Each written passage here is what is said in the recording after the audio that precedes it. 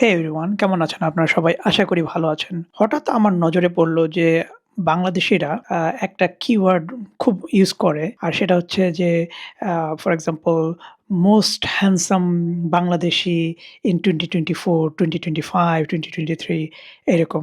Even কিছু keyword দেখলাম যে most talented SEO expert in the world or in Bangladesh. এই ধরনের। তো এইটা নিয়ে আমি Facebook এ একটা পোস্ট করলাম যে, এই কিওয়ার্ডটা "the most handsome Bangladeshi in 2024" এইটা কেন ইউজ করে? তো আমাকে অনেকে বলল যে, এটা একজন প্রখ্যাত বাংলাদেশের একজন প্রখ্যাত এসইও বিদ এটা তার এক্সাম্পল হিসেবে ইউজ করেছিল। আর তারপর থেকে এটা একটা ট্রেন্ড হয়ে গেছে। তো এখন আমি আসলে পুরো কাহিনীটা জানি না যে সে কেন এই কিওয়ার্ডটা ইউজ করেছিল। হয় সে হয়তোবা কোনো একটা মডেলিং কোম্পানি থেকে একটা পুরস্কার পেয়েছিল যে মোস্ট হ্যান্ডসাম এবং সে সেটার তার নিজের প্রোফাইলে ইউজ করছে। কিংবা সে তার কোনো একটা এসইও প্রজেক্ট করতেছিল এবং সেই প্রজেক্টে একটা কিওয়ার্ড চুজ করছে। এই কিওয়ার্ডটা চুজ করছে এবং এটাকে সে এক্সাম্পল হিসেবে ইউজ করে দেখিয়েছে যে এভাবে কনটেন্ট লিখতে হয়, এভাবে র‍্যাংকিং করতে হয় ইত্যাদি, ইত্যাদি। তো এই ধরনের কাজ আমিও করছি। কিন্তু আমি ফর এক্সাম্পল যখন ২০০৯-১০ এর সময়ে এসইও নিয়ে কথা বলতাম, তখন বাংলায় সার্চ ইঞ্জিন অপটিমাইজেশন এইটা র‍্যাংক করছিলাম Google এ এবং এটাকে এক্সাম্পল হিসেবে আমি কিন্তু অনেকগুলো পোস্ট লিখেছিলাম।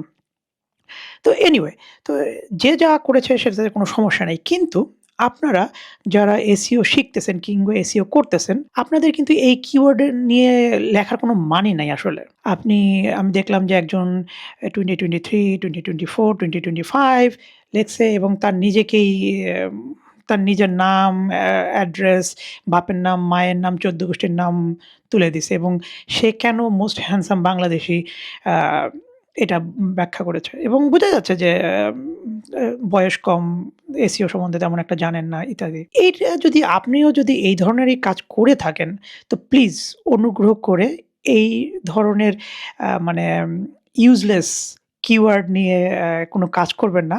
কারণ এই ধরনের ইউজলেস কিওয়ার্ড নিয়ে যতই র‍্যাংক করেন না কেন, এটা আপনি কখনো প্রোফাইলে পোর্টফোলিওতে ব্যবহার করতে পারবেন না।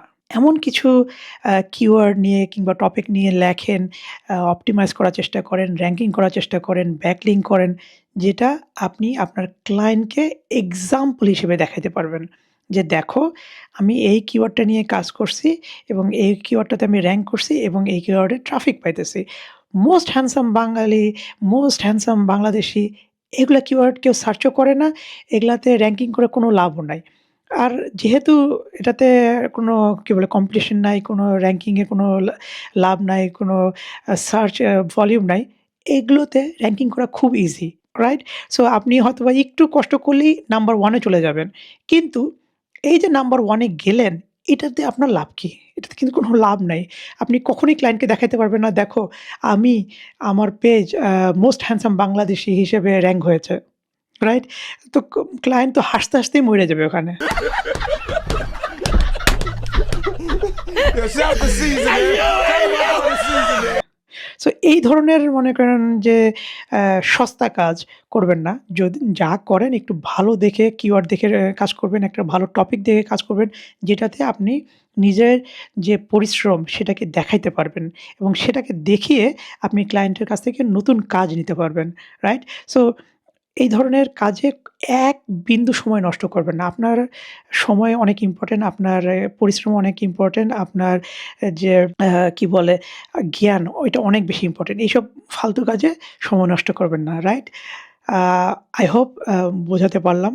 So competitive keyword, competitive topic নিয়ে কাজ করেন। দেখবেন যে কাজ করেও শান্তি পাবেন এবং যে কাজটা করলেন ওটাতে যদি সাফল্য পান, সেটা দেখিয়ে ক্লায়েন্টের কাছ থেকে নতুন কাজ আদায় করতে পারবেন। তাহলে আজকে এ পর্যন্ত। ভালো থাকবেন। আমার জন্য দোয়া করবেন। আপনাদের জন্য রইল শুভকামনা। আল্লাহ হাফেজ।